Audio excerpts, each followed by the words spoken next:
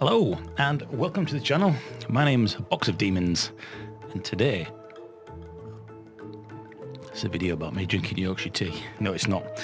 Today I'm going to be doing something completely different, as I like to do on the channel occasionally. Sometimes I do airsoft, sometimes I do hiking, but you know, I've got another channel for that, boots on the ground. Recently I've been in hospital with a suspected blood clot on the lung. Yes, it turns out it's actually a muscle rip, so my ass has been like that. But you know what? What I'm about to show you is something so completely random, so what? That I thought I might share it with you. And that little something is in here. So what I'll do is I'll give you a few seconds just to try and guess what's in this box. And then I shall explain. Let me just have a quick sup of tea while you have a quick guess. Oh, my Yorkshire tea.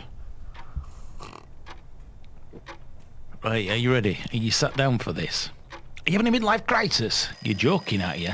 I'm 1 foot well in grave. In this box, there are some living creatures. Yes, while randomly searching around on YouTube, I found a channel called Ants Canada. That gives you a clue what's in that box. And this guy's really passionate about his ants, and I thought, do you know what? I fancy having a go at that. So yes, Box of Ants should be the new channel if I decide to ever set one up on ant keeping. I thought I'd give it a go. I thought it'd be really interesting, a little bit of nature in your room. And once you start to look into it, it's really, really interesting. And it's as complicated and as easy or as difficult as you want to make it to be. So in this box, we're going to open this together. And I shall give you a little bit of info about the species in this box, how I'm going to look after them, things that I need to consider in the future. And well, can you believe it? Box of ants! Let's open it up and let's have a look. Bloody ants. Can't believe it. So let our antastic adventure begin. Now I got these from antkit.co.uk and it was £12 for special delivery, which means I got them the next working day after.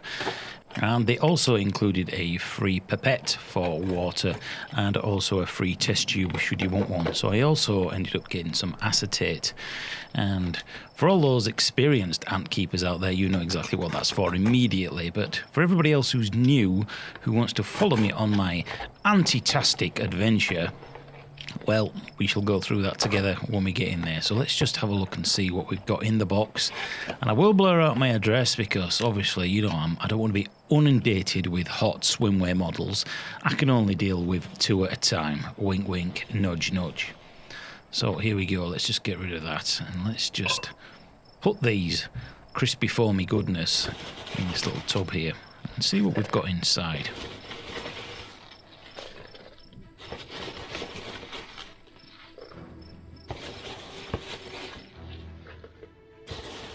No complaints on the packing. Now, if you imagine in here, I'm hoping there is a queen, and it did say when I ordered them you could get between 1 to 5 workers. So we shall have a look and see what's in here. Obviously, this has come all the way down from down south. Got something in here. I think that might be the spare. I was going to say spare YouTube then. Spare test tube. So here we go. This is one of the spare test tubes that you were given for free. It is a plastic one. And I would prefer a glass one at some point, as they're a little bit clearer and easier to see. So maybe the ants are in here. Nope. This is the red acetate, which we shall go through in a second and what we're actually using that for. So where is the queen? Where are my ants? Don't tell me they've forgotten to put them in bloody box. The suspense is killing you. I know.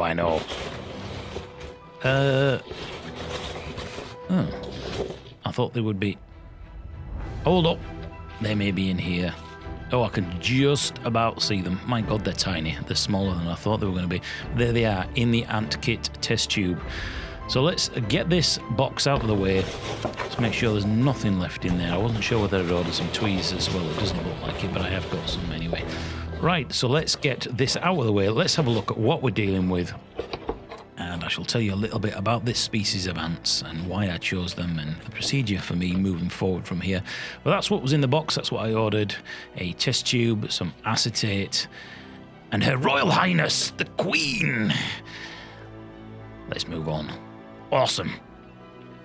So come on then, box of ants.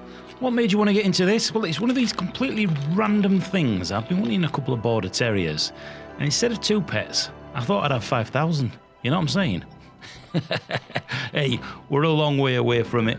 Don't think that these ants are going to be, you know, banging each other senseless. The process is quite long. But anyway, what have we got? This is the acetate. And I'll tell you now what the acetate for is. We actually wrap this around the test tube because these ants, this species, can't see red light. So it means to them it's actually dark in the test tube, but it gives us the opportunity to be able to observe their anti-goodness and the anti-feet marching around and basically look into their world and see what's actually going on.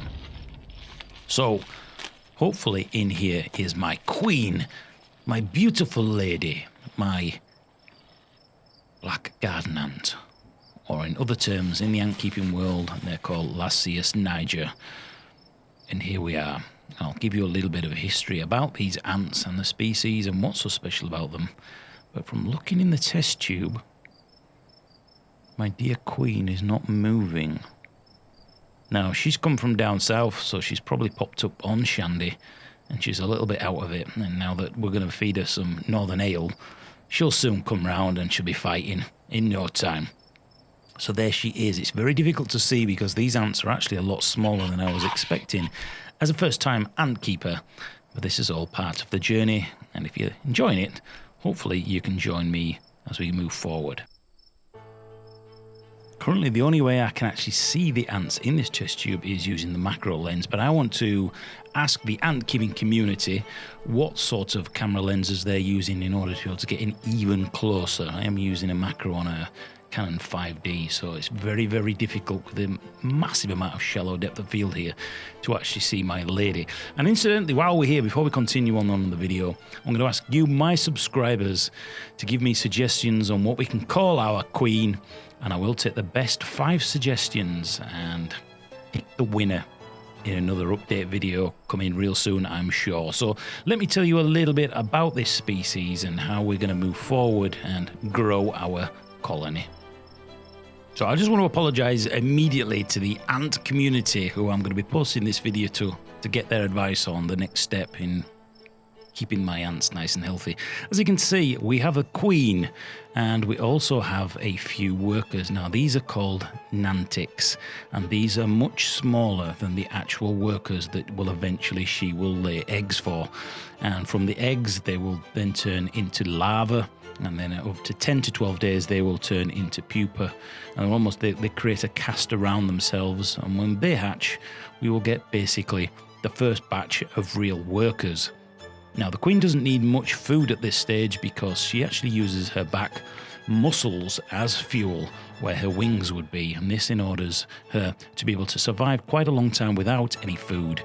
But we will be putting some honey in on this video just to give her a little boost.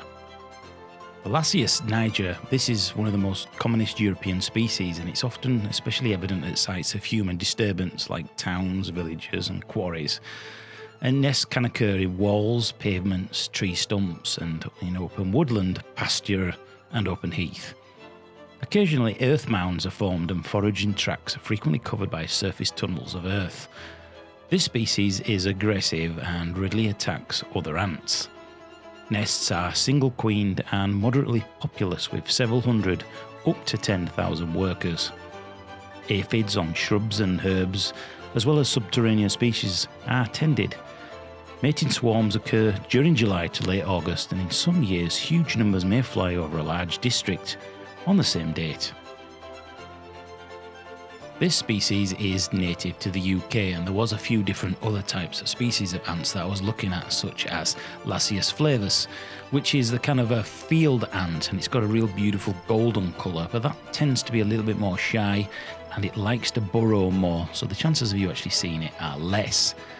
Now I'm told by the ant community that Lasius niger can be quite aggressive, and if there's any opportunity for these sneaky little ants to escape, they will find it. Obviously, at this stage, it's nothing really for us to worry about because they will be staying in this test tube until we have at least 50 workers. Now, as a new ant keeper, I thought, well, that seems cruel, cramming them in there. But these ants really are tiny, and they like to burrow as the queen starts to lay eggs and the colony gets a little bit bigger.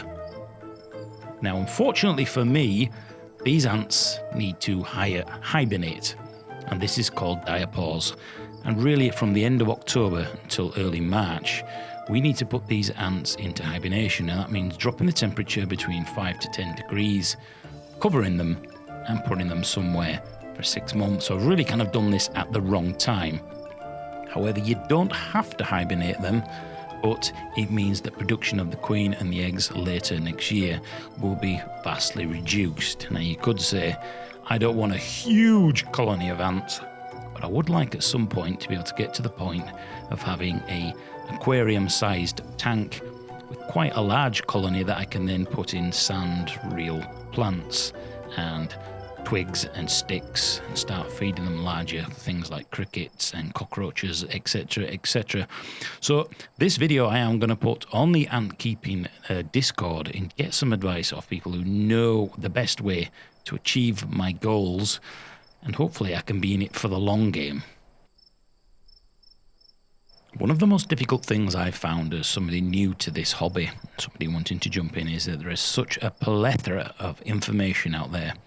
And even on the Reddit, Discord, and on forums, etc., everybody's got a different opinion. But there was a few people on the ant-keeping Discord, their names were mentioned by other people saying, ignore everybody else, listen to these people. So a few people have been giving me advice on this species, what to look out for, how to care for them, etc., etc. So if you're thinking of doing this species plus the Lasius flavus, and there's a couple of other ones, really are best suited to beginners currently, because the humidity and the temperature and things like that, they're not hugely affected by this, whereas some of the other ones like the leafcutter ants, etc., they're very specifically tailored to somebody who knows what they're doing. And of course, some of these ants have got a nasty sting, and some of them can squirt formic acid. So you've really got to know what you're doing before you jump in and do this. The biggest surprise for me so far is actually how tiny they are. So I am going to have to look at getting a new camera and finding out how I can get a better look in their world. We are a long way off getting an outworld and formication. Formication? I can't even remember the word now. Basically how we house the ants. But I'm going to ask the ant community, what's the best stage for me to do now? I'm told to give them a little bit of honey every couple of days. There are, by the looks of it, some pupa in there. So, again, I need advice on when's the right time to actually hibernate here. What's the best advice for looking after these and how I actually move forward? So thank you for advancing for any advice that you can give me. I will be wrapping the test tube up now in the acetate to give them a little bit of darkness, and I will be posting this and getting advice from everybody who knows what's what. So in the meantime, give me an idea of what you think we should call our queen, and I will pick the best 5, even if it's not in another ant video, maybe on another gaming channel or wherever, and we shall pick one and she'll take it from there. Incidentally, you can see on screen some tropalax. I think that's how you pronounce it, tropalaxis. It's where the other ants, they take enough food on for themselves, and then they will actually have a store that they will give to the other ants. And as you can see on screen there, one of the workers on one of the nantics was actually feeding the queen. Just before I log off, another question for the ant keeping community. Since I've put the acetate on, my queen, my beautiful queen, has been at the honey for the last 25 minutes. Now, whether this means she was absolutely starving or whether I shouldn't have put quite as much honey in there, again, this is all completely new to me, so any advice or any suggestions that you guys can give me is very much appreciated. But that brings the end to this video. Thanks for watching. Something a little bit different, but hey ho, something different, and I'm really quite enjoying it. Thanks for watching. I've been Box of Ants. See you in another video coming real soon.